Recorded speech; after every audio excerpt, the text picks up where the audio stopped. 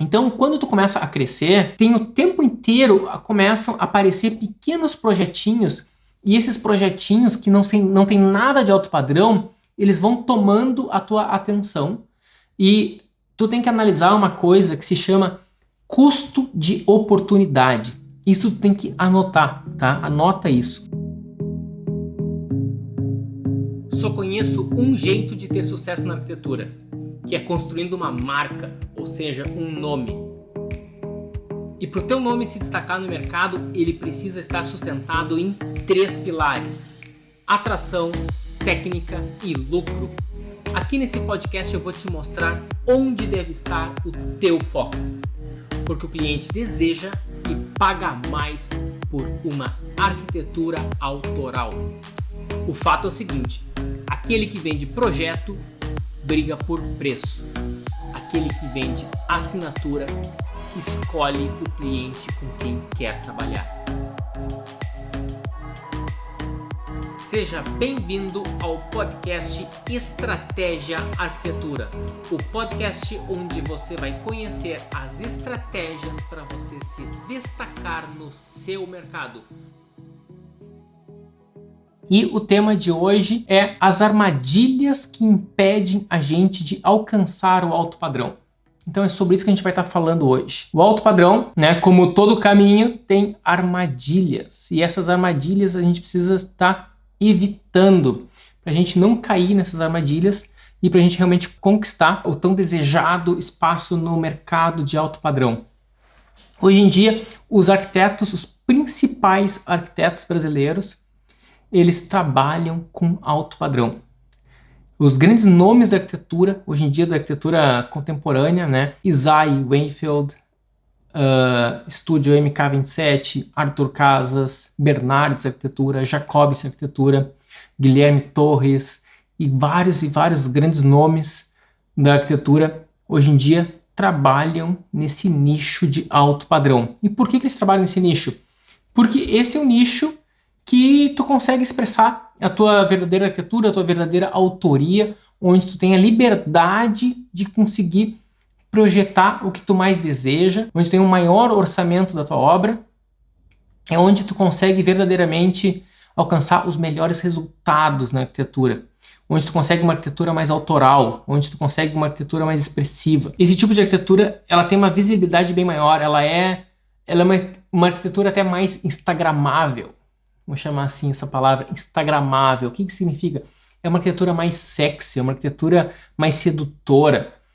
Por que isso? Porque geralmente essa arquitetura autoral, ela usa das principais inovações estruturais, ou seja, geralmente ela tem grandes balanços, grandes vãos. Então, uma arquitetura com grandes balanços, grandes vãos, ela é uma arquitetura mais sedutora. Ela tem grandes esquadrias, e essas grandes esquadrias também deixa muito mais atraente. Essa arquitetura de alto padrão, ela também tem materiais mais inusitados, então tem grandes superfícies com materiais com uma certa textura, né? Quando a gente vai fazer uma analogia, né? Geralmente as coisas que a gente mais gosta tem uma textura, né? Então, um cachorro, acariciar um pelo de um cachorro, ou então uma flor, né? Aquela textura veludada, as próprias texturas da natureza, né? A gente vai trazendo a verdadeira arquitetura de alto padrão, nesse estilo contemporâneo, principalmente no estilo brasileiro, a gente vai trazendo as texturas da natureza para a arquitetura. E isso é uma coisa que encanta até mesmo pessoas que aparentemente nem eram tão apaixonadas assim por arquitetura. Essas pessoas se sentem atraídas por essa arquitetura porque ela tem uma conexão maior com a natureza do ser humano, né? Com a história do ser humano, do tempo que vivia muito próximo da natureza e acabou se perdendo, né? O ser humano, com o tempo, com a evolução industrial, com o crescimento das cidades, com esse estilo de vida muito focado na produção, né, na produção do trabalho, acabou se perdendo um pouco esse contato com a natureza, e hoje essa arquitetura contemporânea ela está trazendo de volta, está reconectando as pessoas, está reconectando o usuário à natureza. Isso ela, digamos, dá uma conexão maior, inclusive ela fica mais instagramável, realmente, ela fica mais viral, ela fica mais sedutora. Já que isso existe, né? Já que os grandes escritórios estão nesse nicho, eles estão nesse nicho porque eles têm uma liberdade criativa, eles conseguem desenvolver uma arquitetura autoral, eles conseguem ter um escritório muito mais lucrativo, porque eles conseguem atrair clientes que pagam um belo valor para o projeto, e o projeto, digamos, nem é tão grande assim, são projetos pequenos. Tu consegue ter muita atenção e se pegar bastante ao detalhe, tu consegue realmente se mergulhar e se aprofundar no detalhe da obra, e isso faz com que o resultado final fique de grande impacto, né? Dá uma grande satisfação tanto para o profissional arquiteto quanto para o usuário. Hoje em dia, cada vez mais, o usuário está prestando mais atenção no toque da arquitetura, na percepção do espaço. O usuário está mais crítico, ele está mais exigente. Principalmente o alto padrão, né? Principalmente o alto padrão. A gente venceu aquela etapa, antigamente, né? Aquela etapa antiga que era só o material que importava. Há muito tempo atrás, o que importava era apenas o material. Então, se o material era de um granito importado, se o material era de um mármore mais caro, ou se o metal tinha algum filete de ouro, há muito tempo atrás, era o material que dizia se a arquitetura era boa ou não, se era alto padrão ou não, se era uma arquitetura de qualidade ou não. Hoje em dia não é mais o material, ela é um conjunto da ópera. Tudo precisa estar numa perfeita sintonia. Então, a qualidade espacial, o propósito da edificação, realmente está atendendo o propósito. O cliente contratou, o cliente tinha uma ideia em mente. Essa arquitetura está atendendo ao propósito que foi desejado pelo cliente, ou ela está simplesmente atendendo a um capricho do arquiteto que ele está querendo apenas produzir portfólio e não está nem aí para o cliente? No alto padrão, tu tem que estar super alinhado com o cliente, senão ele não vai curtir, senão ele não vai curtir o teu trabalho. Senão corre sério risco de tu não concluir o projeto, de tu ter o teu contrato encerrado antes do prazo. E antigamente não existia essa preocupação, né? Antigamente era muito foco em metragem quadrada, e se alguém queria fazer alguma coisa mais diferenciada, ia para o material. Então hoje em dia não é mais a metragem quadrada que importa.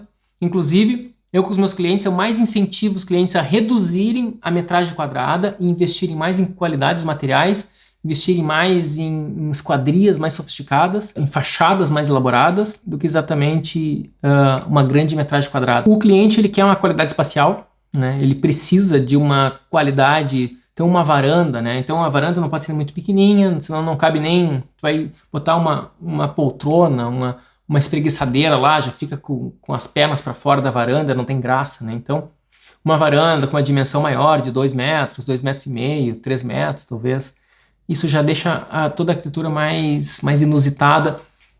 Essa sala também ser uma sala bem ampla, integrada. Então quem está na cozinha consegue enxergar o pessoal da sala, consegue enxergar o pessoal do pátio. Tudo isso super integrado. Porque na arquitetura antiga, a cozinha ficava isolada e quem ficava na cozinha era a cozinheira. E a cozinheira não eram os donos da casa. E então a cozinha, ela era um espaço, digamos, pouco desejado. Ela não figurava nos espaços principais da casa. Embora a família sempre se encontrava na cozinha, mas a cozinha não desfrutava da melhor vista, não desfrutava até de tanto espaço tão generoso. Isso é uma marca muito da arquitetura antiga, né?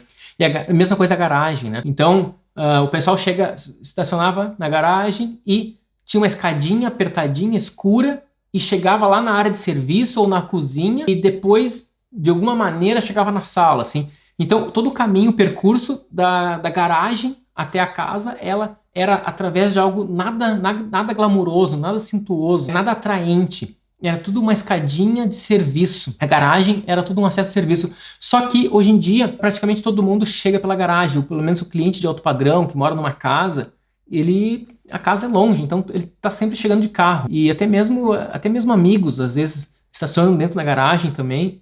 Então, a garagem, o acesso da garagem até a casa tem que ser o acesso principal, tem que ser também junto ao acesso principal. E isso tudo a gente tem que considerar em projeto. Quais são as principais armadilhas que te impedem de alcançar o alto padrão? Significa, na verdade, tu não fazer o alto padrão. Então, quando tu não faz o alto padrão, tu tá te afastando. O que são as coisas que geralmente os arquitetos fazem que realmente afastam o arquiteto de alcançar e crescer dentro do alto padrão. É aquilo que nos rouba a atenção. E o que geralmente rouba a atenção dos arquitetos? São projetos que não têm a ver com alto padrão. Principalmente quando tu começa a dar certo na vida. Isso é o problema do cara que começa a dar certo na vida. Tu começa a fazer uma coisa certa, tu faz um projeto bem legal, às vezes nem é um cliente, digamos, legítimo, né? É um projeto fictício. E aquilo já começa a chamar atenção. E de repente vem um parente, um tio querendo fazer aquele projetinho pequenininho. Quando começa aquele projetinho pequenininho, que é uma engembra, é um projeto bem amador, que é só arrumar um cantinho lá da fábrica, por exemplo. E daí tu te envolve com aquilo, né? Vai ganhar um dinheirinho, né? Já ganhou algum dinheirinho ali, fez rapidinho. Nesse meio do caminho, também aparece um outro projetinho, do amigo, da tia, do vizinho. Daí também tu vai lá e faz aquele projetinho, só para ajudar o cara a arrumar aquela cozinha, e também tu tá envolvido com aquilo. E depois aparece uma reforminha de um apartamento antigo, de um dormitório, que era um jovem casal ali, ou um gurizão que tá vindo de uma outra cidade e só queria arrumar uma coisinha no apartamento, e tu foi lá e deu uma ajuda também naquele projeto. Então, quando tu começa a crescer, tem o tempo inteiro começam a aparecer pequenos projetinhos, e esses projetinhos que não tem nada de alto padrão, eles vão tomando a tua atenção, e tu tem que analisar uma coisa que se chama custo de oportunidade. Isso tu tem que anotar, tá? Anota isso. Custo de oportunidade. O que significa? Tu tá fazendo aquele projetinho, e aquele projetinho tá te dando algum dinheiro, tá? Por mais que tu faça rápido, tá te dando algum dinheiro. Mas tu tem que ter noção que aquele dinheiro que tá ganhando com aquele projeto tem um custo. E o nome disso é custo de oportunidade. Quando tu faz uma coisa que tá desalinhada com o teu objetivo principal, tu tá deixando de fazer, tu tá deixando de andar a caminho do destino que tu premeditou, do destino que tu sempre desejou. Por isso que é muito importante tu ter noção disso, tá? Porque se tu tá fazendo esses tipos de projetos pequenos, é comum eu observar arquitetos que ficam anos nessa roda e não conseguem escapar dos projetos pequenos. E quanto mais tempo tu fica, é como se tivesse um rótulo na tua testa. Tu fica com um rótulo. Esse rótulo é como se fosse... Ele é o rótulo que é baseado no teu portfólio, no teu histórico. Quanto mais projetos pequenos tu faz, mais clientes de projetos pequenos aparecem. E quanto mais clientes de projetos pequenos aparecem, mais projetos pequenos tu faz. E daí, mais clientes de projetos pequenos aparecem. E esse tipo de projeto, tu tem a ilusão de que tu tá crescendo. Só que não tá crescendo. Porque esse mercado é o mercado que toda a base de arquitetos atuam. Tem cerca de 120 a 140 mil arquitetos registrados na CAL. Então, a grande maioria desses arquitetos no Brasil, eles fazem projetinhos pequenos. Eles fazem projetos pequenos. Se tu vai, digamos, imagina um estádio de futebol. Imagina tu entrando nesse estádio e tá todo mundo oferecendo um serviço, e um serviço muito semelhante ao teu. O que acontece? Os clientes olham e veem aquela massa, assim, que é como se fosse uma torcida, tá? E o cliente vai pensar, ok, qual que eu escolho? Qual tu acha que vai ser o critério que o cliente vai escolher? Ele vai escolher o preço. Porque o cara quer um projeto pequeno, e se ele economizar um pouco, ele vai lá e compra uma cadeira a mais, ele compra um sofazinho na promoção da Tokstok. Então, esse tipo de cliente, ele é totalmente guiado por preço. E daí, como é que tu se destaca nesse mercado?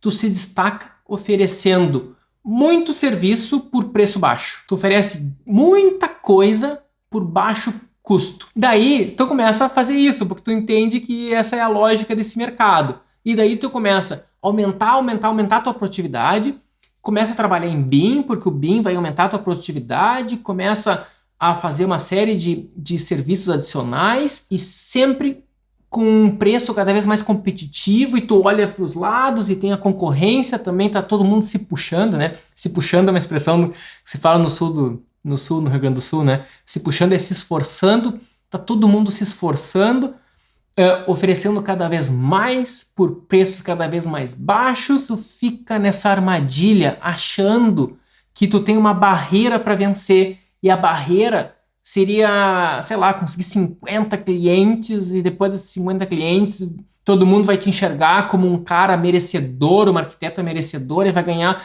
o super presente dos clientes de alto padrão, vão te reconhecer e vão chegar para ti. Isso não existe. Isso é uma mega armadilha. Tu tem que fugir, até o Kiyosaki falaria, né? Corrida dos ratos, né? Dessa corrida, dessa boiada que tá todo mundo vendendo muito projeto por baixo custo.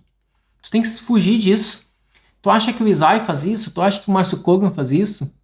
Tu acha que o Arthur Casas faz isso? Claro que não. Essa galera não faz isso. Essa galera se posiciona completamente diferente. Olha o Instagram deles, olha o site deles. Como é que essa galera se posiciona? Essa galera vende uma assinatura. Ela vende algo intangível.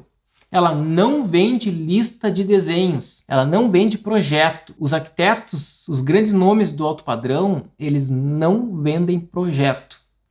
Eles vendem assinatura. Eles não vendem projeto arquitetônico, não vendem projeto legal, eles não vendem isso, não vendem detalhamento. Eles vendem uma arquitetura autoral. O que é uma arquitetura autoral? É uma arquitetura que tem um autor. O autor é aquele que assina. Ou seja, tem uma assinatura. O que é assinatura? Assinatura é um nome. Tem o nome do cara. O Isai assinou, tem o nome do Isai. Essa aqui é uma obra do Isai. Essa obra aqui, ela tem um valor completamente diferente do restante do mercado. É uma obra assinada. Ela tem um status mais semelhante a uma obra de arte. Tá, Leonardo? Agora me explica, Leonardo. Eu tô apavorado. Eu tô no meio da boiada.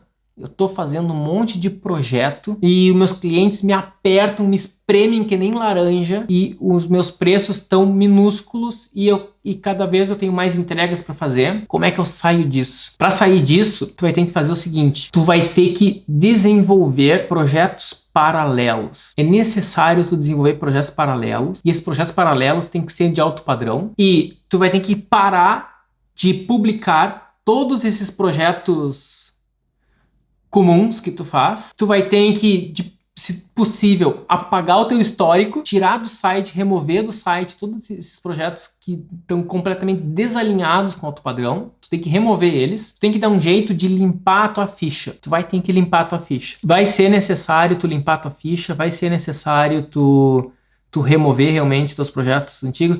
Se for o caso, tu vai ter que até apagar posts antigos do Instagram. E tu vai ter que fazer tem uma expressão inglesa que se diz, né? O pessoal usa muito no Brasil também, um rebranding. Rebranding é uma remarca, né? Então, branding é marca. Então, branding é uma estratégia de marca, uma estratégia de posicionamento, e rebranding é um reposicionamento, tá? Essa é uma palavra melhor, né? Vai ter que ter um novo posicionamento, vai ter que se reposicionar. E o trabalho de se reposicionar na arquitetura, ele funciona, só que ele tem uma mega armadilha nisso, que poucos arquitetos conseguem resistir. Demanda tempo, e o arquiteto que está passando por isso, ele tem a sensação que não está dando certo, porque demora um tempo para acontecer. E ele está se esforçando, ele está fazendo tudo certo, só que o resultado não vem da velocidade que ele gostaria. E daí, o que acontece? Ele desiste e se entrega e volta a fazer os projetos comuns, os projetos básicos, os projetos, né, para um público, digamos, que não é alto padrão, para um público médio, para o público padrão, né? Tem o alto padrão e tem o público padrão. Ele começa a atingir o projeto da classe média, digamos assim. E o projeto da classe média é tudo igual, é médio, entendeu? E aí, é legal? É médio, né? Não é nem ruim, nem bom, é médio, é comum, é normal. Sem sal, né? Sem sal, não tem nada especial. E se tu não tem especial, tu nunca vai ter destaque. Daí, se tu não tem destaque, tu é que nem arroz, né? Arroz é por quilo, alguém é por preço. Daí, se tu não te destaca, a única maneira de tu ganhar algum cliente vai ser baixando teu preço. Então, tu tem que realmente fugir disso. Uma grande questão: onde anunciar? Onde encontro esse novo cliente? Alexandre, gostei da tua pergunta, Alexandre. Eu fiquei anos me fazendo essa pergunta. Não foi dias, nem meses. Eu fiquei anos. A minha conclusão é o seguinte: a gente não encontra, Alexandre. A gente não encontra esse cara. Ele que nos encontra. O melhor exemplo que eu conheço para ilustrar isso é a metáfora do jardim. Onde é que a gente encontra borboletas? Onde é que a gente encontra beija-flor? Entendeu? Onde é que estão os beija-flores? Onde é que estão as borboletas? É tu que vai ter que construir um jardim. E se tu quer uma específica espécie de borboleta, tu vai ter que plantar uma específica espécie de flor. Cada borboleta prefere certos tipos de flores. Cada passarinho prefere certos tipos de flores ou de frutas. Tem espécies de flores que atraem beija-flor. Então, tu vai ter que plantar esse tipo de espécie. Isso é posicionamento na arquitetura. Hoje de manhã, a gente estava discutindo a questão do telhado ou não telhado. Tem clientes que amam telhado e tem outros clientes que preferem a laje reta. Tem clientes que amam uma arquitetura mais colonial, mais rústica. Tem outros clientes que amam uma arquitetura bem contemporânea, com digamos, uma linha mais reta, minimalista, com natural ou não. Tem alguns que gostam de tudo branco. Tem clientes que gostam de tudo rústico. Então, existem clientes de vários tipos. E dependendo do que tu mostrar no teu portfólio, de maneira insistente, não adianta só uma flor para atrair um beija-flor. Tu quer atrair tua borboleta, tu vai ter que plantar muitas. É um jardim, tá? Não é... O teu portfólio não tem que ser uma imagem, é um jardim. E tu vai ter que plantar, tu vai ter que fazer várias imagens. Então, como é que tu faz isso? Tu vai produzir tuas imagens e tu vai renderizar várias câmeras e com o tempo tu vai estar fazendo cada vez melhores as tuas imagens. Se tu já tem oportunidade de ter uma obra construída, tu vai trabalhar com fotografia, o fotógrafo vai tirar várias e várias fotos e tu vai estar sempre postando isso e alimentando esse teu jardim. E vai chegar um momento que esses clientes vão chegar. Como? Eles chegam, tá? Óbvio que tu vai ter que... se tu impulsionar, chega mais rápido, entendeu? O que é impulsionar? Impulsionar é como se tu pudesse multiplicar, né? Esse teu jardim. Então tu vai dar mais força para ele. Se tu impulsiona teus posts no Instagram para um público de interesse, para quem gosta de coisas que pessoas de alto padrão gostam, isso inevitavelmente vai começar a aparecer na timeline desse pessoal. E daí eles vão descobrir. Outra, tu pode impulsionar no Google. O cara pesquisa, por exemplo, Casa Fazenda Boa Vista. E de repente tu tem um anúncio. Cada vez que alguém pesquisa, né, Casa Fazenda Boa Vista, aparece o teu anúncio bonitão ali. Tchau.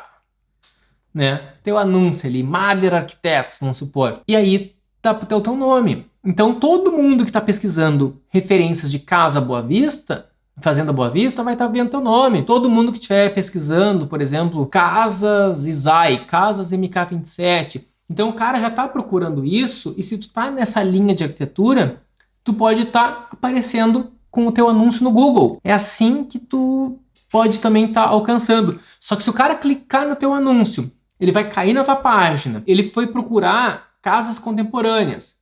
E se ele não encontrar casas contemporâneas, o que ele vai fazer? Ele entrou, tu gastou com o teu clique, né? O cara fez gastar o teu dinheiro quando clicou, e ele entrou, não gostou, saiu fora, entendeu? Tu prometeu uma coisa e entregou outra, o cara foge, o cara escapa. A questão da flor, né, desse jardim que eu falei, tem que estar realmente bem posicionado. Tem que entregar a arquitetura que o cara curte. Você tem que entregar o estilo que o cara curte. Lembra sempre da metáfora do jardim. Para tu atrair determinadas borboletas, tu vai ter que ter a flor certa. Essa é uma regra que tu tem que ter presente. Tem uma pergunta aqui. 1, 2, 3, Arc. A melhor forma que eu vejo é se posicionar em alguma arquitetura diferenciada mesmo. E persistir naquele estilo. Concordo? E com o tempo estudando e melhorando. Concordo? Vejo muita arquitetura igual e sem nexo. Exatamente. O sem nexo até pode ser subjetivo, né? Alguém pode até questionar se tem ou não tem nexo, né? Cada um tem uma visão diferente porque a arquitetura é um pouco subjetiva. Mas o igual é um fato, né? Igual é fácil de comprovar. Tá tudo muito igual. A gente começa a olhar o perfil dos arquitetos, tá tudo muito parecido. Parece que não tem... Parece tudo igual mesmo. Parece que todo mundo passou por a mesma forma, mesma fornada. Não sei por que exatamente. Eu até sei, tá? É insegurança. Os arquitetos, principalmente os jovens arquitetos, estão muito inseguros e eles ficam tentando modelar alguém que eles julgaram que estaria fazendo a coisa certa e daí todo mundo começa a repetir aquilo. E os arquitetos mais velhos, eles têm preguiça de inovar, eles já estão cansados de querer mudar e daí, vamos fazer só mais uma vez esse, vamos fazer só mais uma vez esse. E eles ficam fazendo aqueles projetos eles fazem aqueles projetos que eles sempre fizeram antes. É por isso que a arquitetura fica muito igual.